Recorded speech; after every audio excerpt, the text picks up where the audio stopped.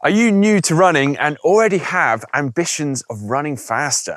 Whoa, there's clearly no holding you back, but hey, why shouldn't you? If you're just starting out on your running journey, then you have huge potential for improvement, and focusing on improving your speed is fantastic. So I'm here today to help you with that and provide you with some golden rules to ensure that you continue this lovely progression with your running.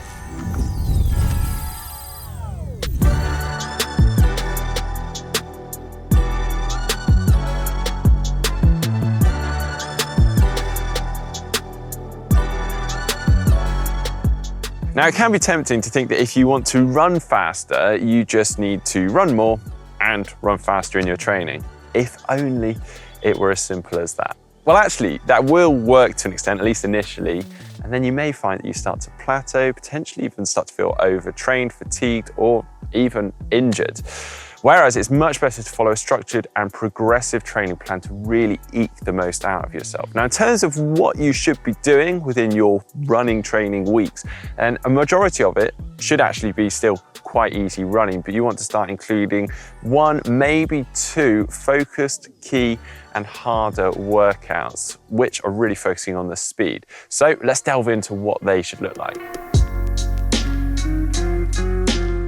So initially with these key workouts, we actually want to draw back on the distance a little bit so that we can really focus on getting the most out of ourselves and ultimately running as fast as we possibly can and getting the most benefit from it as possible. Now, if you think about it, if you typically do 8 kilometers on your easy runs, if you were to head out the door, do an 8-kilometer run plus a bunch of hard and fast intervals in that, that's expecting a heck of a lot of yourself and ultimately probably not getting as much as you can out of that workout, maybe even running slower towards the end of it. Whereas if you pull back a little bit, did some shorter reps in there, you might be able to really eke out as much speed as you possibly can and get a real benefit from that workout. Now, if you have been tracking your progression and you've been enjoying seeing your weekly mileage and volume going up, then yes, it will be hard to change that mindset as you'll see that weekly volume come down ever so slightly, but remind yourself you're probably working as hard, if not harder,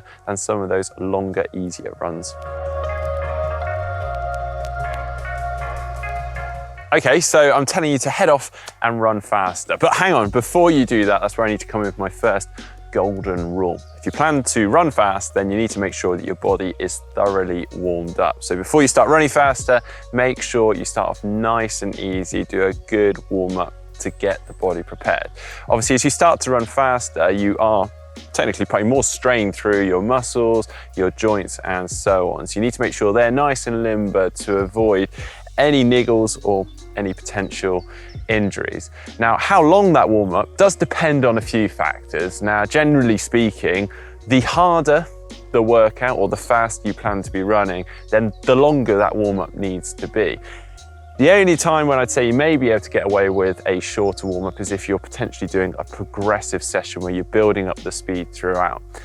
Another thing to take into account is the weather or how cold it is. If you are running in a cold environment or perhaps you've just been sat down all day, then again, you're probably gonna need a good thorough warm-up to get the body limber and ready for the workout ahead.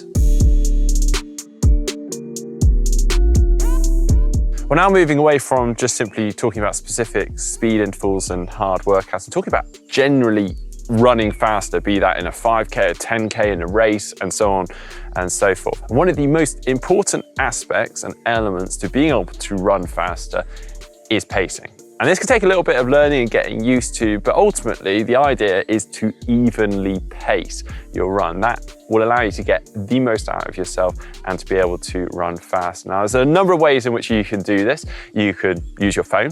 There's a number of sports tracking apps on there where you can get your splits, you can get your pace, you can use a watch like this one. Fantastic, you can check your pace on the fly. You can even get notifications per mile, per kilometer from that. You can use heart rate, really gauge that effort of your body. And again, trying to get that evenly paced and keep the heart rate level and constant throughout. But failing that, you can simply go by feel and gauge the effort yourself, trying to keep it a nice and constant level and even throughout the entire run. Although obviously that is potentially slightly less accurate. Okay, now let's move on to talk about our form. And by that, I mean basically our technique when we run. Now, when we start to run faster, one of the first things to go is our form and our technique. So rather than just simply heading out and trying to run as fast as we possibly can in some of these intervals and workouts, try and run to a point and a speed at which you can still maintain your form. Try and get good at doing that, being strong, holding that form well, and then progressing on beyond that. That's not to say that you can't ever extend beyond that and really push yourself and allow the form to go and to slip at times. But ultimately, when we're doing these hard workouts, these key workouts, it's about quality in every aspect. Now, as I mentioned earlier, as you start to run faster, even if it's just simply for some short intervals or efforts, you are going to start to increase the amount of stress on your body and therefore the amount of fatigue on your body. And you're going to need to recover from that. So do not underestimate the importance of recovery, which ultimately allows you to adapt and to go faster in the end anyway. Now, that can be a complete day off, or just simply, at the very least, trying to limit the amount of impact through the lower limbs so they're getting a real good recovery. The same goes ahead of some of the key and faster workouts. Make sure that you're well recovered and ready for them so that you get the most quality out of them. Okay, we're now moving on to a slightly more obvious point, but still worth talking about and mentioning because there's actually more to it than you may think. So the type of surface or the route that we run. So obviously the softer, the muddier and the hillier routes and surfaces are going to be slower than the flatter and the more firm surfaces and routes. And that's not simply from a grip standpoint or the fact that there's hills in there, also just mentally. If you're able to run on a flat and smooth surface, there's less to think about. You just simply can focus on running faster, whereas on some of these other surfaces, muddy, rocky surfaces, you've got a lot to think about and that's going to detract from you being able to run fast. So yeah, being able to find these firm and these flat routes and surfaces is great, but don't necessarily jump to them overnight. If you're not used to running on them regularly, then you want to make sure that you gradually progress to them just to make sure that your body's adapted and can cope with that increased impact of the firmer surfaces. Okay, now let's talk about cadence. Now, this is an area that commonly needs work with runners, particularly in beginners, as we often have a tendency to have lower cadences and almost overstride. Now, this has a couple of issues attached with it. One being it slows you down because you almost have this braking force heel going out in front of you and becomes very stop-start and inefficient. But also, because that foot is landing out in front of you and almost overstriding, you're putting a lot of force and stress through those lower limbs. So you could end up with some niggles or overuse injuries. Now, there is no right or wrong answer when it comes to how many steps per minute you should be taking, but often the 180 steps per minute is banded about, and that comes from elite marathon runners. So that doesn't mean that you should necessarily be jumping to do 180 steps per minute overnight, but it's a good guide. So if you do have a phone that can track steps per minute, or you've got a watch that can do that, then do see where you're at. And if you find that you're quite a long way from 180 steps per minute, then it's a good guide just to kind of push you in the right direction.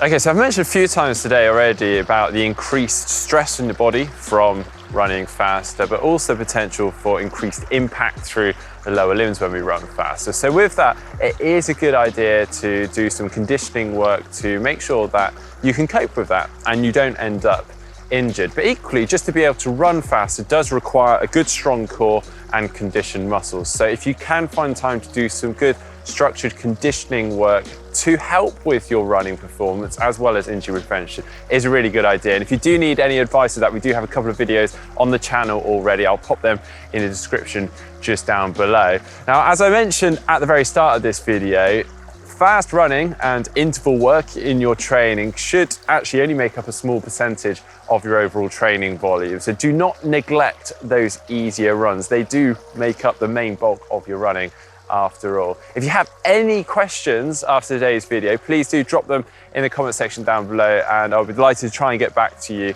and answer them for you. Don't forget to give this video a thumbs up, give it a like if you've enjoyed it. You can give us a follow over on social media, and don't forget to give us a subscribe just down below.